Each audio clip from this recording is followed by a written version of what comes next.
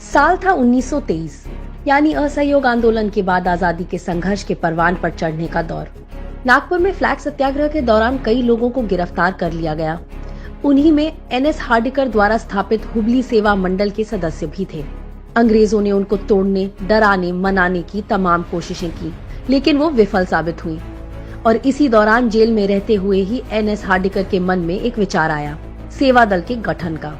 एक ऐसा संगठन जो कांग्रेस कार्यकर्ताओं को प्रशिक्षित कर उनमें फौजी अनुशासन और ब्रिटिश हुकूमत से लड़ने का मजबूत जज्बा पैदा कर सके। जेल से बाहर आते ही हार्डिकर जी ने इलाहाबाद जाकर नेहरू जी से मुलाकात की और सत्य व अहिंसा के मार्ग पर चलने वाले एक लड़ाका संगठन की स्थापना पर चर्चा की। 1923 में सरोजनी नायडू ने हिंदुस्तानी सेवा दल बनाने का प्रस्ताव रखा। पंडित नेहरू जी को इसका पहला अध्यक्ष बनाया गया। यही संगठन आगे चलकर कांग्रेस सेवा दल के रूप में जाना गया।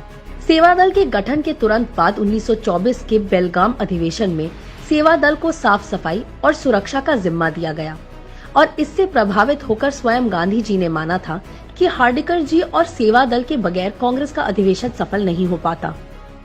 आजादी के आंदोलन में कांग्रेस सेवा दल के प्रभाव का अंदाजा इसी बात से लगाया जा सकता है कि 1932 में सेवा दल की क्रांतिकारी गतिविधियों और लोकप्रियता से घबराकर अंग्रेजी हुकूमत ने इस पर प्रतिबंध लगा दिया। सेवा दल की लोकप्रियता और महत्व का अंदाजा इससे भी लगाया जा सकता है कि पंडित नेहरू जी से लेकर राहुल गांधी जी तक सबने सेवा दल को कांग्रेस का सच्चा सिपाही कहा है।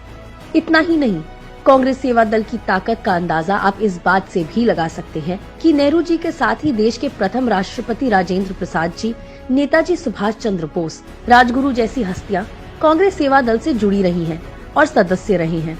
कांग्रेस सेवा दल हमेशा से भारतीय जन समाज की रीढ़ रही है। कांग्रेस सेवा दल कांग्रेस की मजबूती रही है। कांग्रेस सेवा दल की मजबूती का मतलब है देश की मजबूती, क्योंकि सेवा दल के विचार में देश महत्वपूर्ण रहा है। कोई धर्म, संप्रदाय, जाति या वर्ग नहीं। इसी धरोहर की आज देश को जरूरत है।